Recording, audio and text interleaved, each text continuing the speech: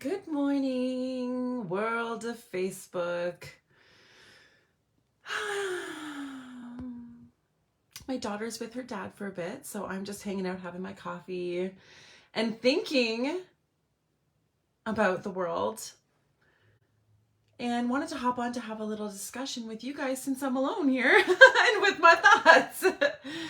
Listen, why is it that we as humans, particularly people who are into like spirituality and understanding the world and the nature of reality, why do we keep looking back for answers? Like, why do we keep looking back to the Sumerians, to the Egyptians? In astrology, we look back to like Babylonians. Like, we're constantly looking back and saying, oh, well, the ancients did this and the ancients said that. Or like even Pythagoras or Plato, like all of the great thinkers of our time. Like, are they the great thinkers of our time still? Why are we looking back so much? Why do we look back to them for answers so much? When we talk about like even for me, like I love numerology, right? So I'd read like whatever Pythagoras wrote about numerology, for example. But why am I doing that? Why am I not asking myself now how numbers are relevant? Like, why do we keep looking back and thinking that gives us some sort of clout or some sort of information that we need today? Why do we look back to Egyptian times and think, oh, they must have had some super spectacular alien technology that we somehow lost use of that could help us today? Like, would we have lost it if we needed it today? And isn't our universe always expanding upward in an upward, more expansive cycle or spiral? So why do we need the old stuff? Why do we keep looking back? I want to know. What do you guys think? Why? Why do we care so much about what the ancients said? You know, like even thinking about this. Let's say I want to learn how to be psychic. So I go to read a book by, I don't know, who? Sylvia Brown or John Edwards or something. It's like, why do I think I'm going to find the answers by reading a book that someone before me wrote about it? Why am I not standing in my own authority and asking myself, what do I think I need to do to be psychic? Or like, let's say we think that the Egyptians had some sort of incredible healing technology, or maybe the Sumerians, or maybe in Atlantis they had some crazy healing frequency technology that we somehow lost that we need to get back to. Why are we not instead asking, how do we create something different or more today? Why are we always looking back? Humans tend to do this. And it just baffles me when it comes to like the spiritual world, the lack of like visioning. Like, where are the visionaries? Why are we not looking forward? We're looking at where we are now as the next step forward. And how are we doing this in our own lives as well, right? Just in our own individual lives, whether we're thinking about spirituality or just like our personal life. We always look back to indicate what's coming. And I just think that's so fucking weird. We need to wake up and be more present now to dictate what is now in our life and beyond.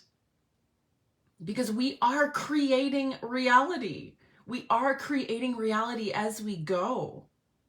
We are ever expanding. We are creating reality with what we're paying attention to now. So when we're looking back all of the time, what are we creating except for repetitions of the same things that we've already had before? And we don't need them, you know? Like, can it be fun to be like to look back and do archaeology and, you know, find out what was going on in Atlantis all those years ago or whatever? Yeah, sure, that's fun, right? It's fun to understand. It's fun to dig shit up. But in terms of getting answers, we should be looking within now, particularly for spiritual answers and for developing ourselves spiritually. We need to be asking ourselves now what we think, what we know now, irrespective of what's come before us, you know? Like even looking at like Neville Goddard in Manifestation, or even looking at fucking Nikola Tesla for free energy. It's like we there's this rhetoric of like, oh, we lost that somehow. Oh, he was murdered, you know, and so we lost that information, and we're taking on a victim role around that.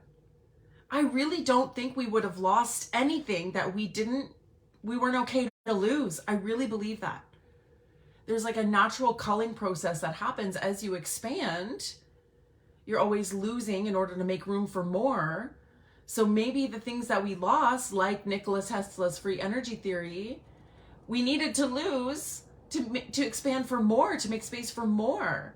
But it's only our human mindset that's like fixated on this victim mentality of, oh, you know, we lost that technology. Or like, you know, when the libraries of Alexandria were raided and all the scrolls were burned, it's like, oh, the lost scrolls, we lost all this information that we could have used today. Like it's like we're mourning this lost information. Well, like I don't think we would have lost it if we needed it today.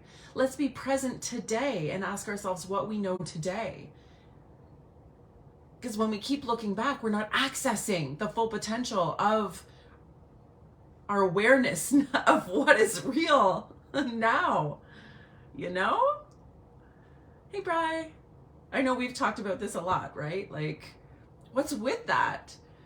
Like, people will even mansplain to me. Let's say I'll post something on my Facebook page about spirituality. People will come in and mansplain to me like, well, no, this dude from 2,000 years ago said this, so you're wrong, actually. And I'm like, no, I'm not wrong, because I'm the one that's saying it now. Like, who cares what the dude from 2,000 years ago said? It's not relevant now. What's relevant now is what's happening now. And what we think now and what we decide now is what's relevant now, because what we are doing now is creating reality now. You know? So I don't know. What do you guys think? Am I crazy? Crazy ranting this morning? This is why I'm single, y'all. Because I wake up and talk about this crazy shit. Drink coffee.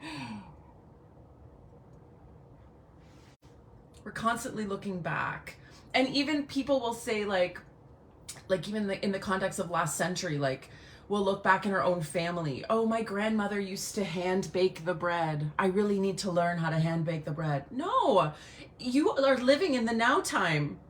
If you can access a bread maker, electric bread maker, use it. If you can go to the store and buy the bread with money, then do that. Like, we don't need to get back to the old ways. We do not need to get back to the old ways. The old ways were not better. Okay, we have evolved, and what we're in now is the best of times.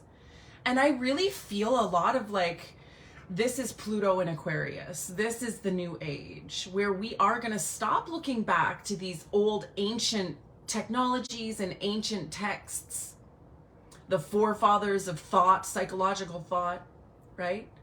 And we're going to start literally being the visionaries that we are built to be. What does it mean to be a visionary? It means to be hooked up to your intuition, to be hooked up to the alternative space in transurfing, or the quantum soup, the quantum space, whatever you want to call it. That's what being a visionary means, is you're hooked up to that, so that you can literally channel information and what's relevant now. You don't have to look back into 3D reality. I don't think there's any use to that. I really don't. You know? What did someone say the other day? I got into it with someone on my Facebook page about crystals, because I used to be someone who collected crystals. I used to even make like crystal jewelry and sell it at the market before I was really into my psychic work. You know, I would buy crystals. I have crystals all over my house. And then I realized that crystals actually have no inherent power. Like, they don't actually have power. They're just highly programmable pieces of earth. They're highly programmable with our own power, okay? but they don't have any inherent power. So looking to crystal Bibles for like, oh, I'm going to use rose quartz to open up my heart chakra or whatever, it's bullshit. You can program anything to open up your heart chakra, or you can just intend for that to be open, which again, chakras are never closed, but that's for another live stream. But whatever. Crystals don't have energy. Okay, they're great tools for you to embed your energy in because they hold energy really well. But like the energy's coming from you.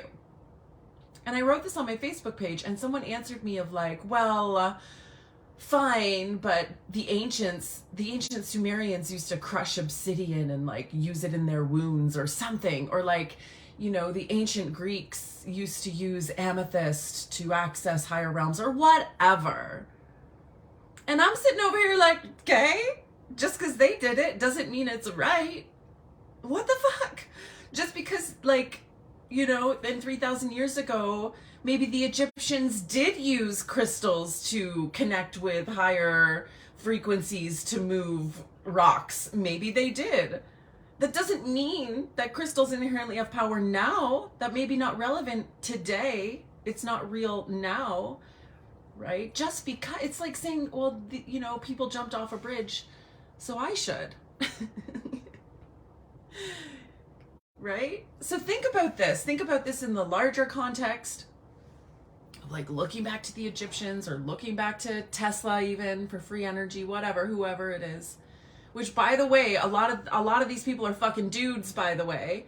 So it's like we're looking back to the bedrock of the patriarchal system for our answers to free ourselves from the fucking patriarchal system. Doesn't make sense right there. Okay. That's for another live stream too. But like, looking back to them does not dictate who we are today, does not dictate our future. So look at how you do this in your spiritual life, in your understanding of the universe. And when you go to answer your questions, are you looking back at old books, old texts, and taking what they say as being the truth? And look at it in the context of your own life as well. When you're planning for the future, are you looking back to your own past to dictate what's possible for you? Ooh, girl, don't do that. Are you looking back at what's happened in your life to dictate what's possible for you?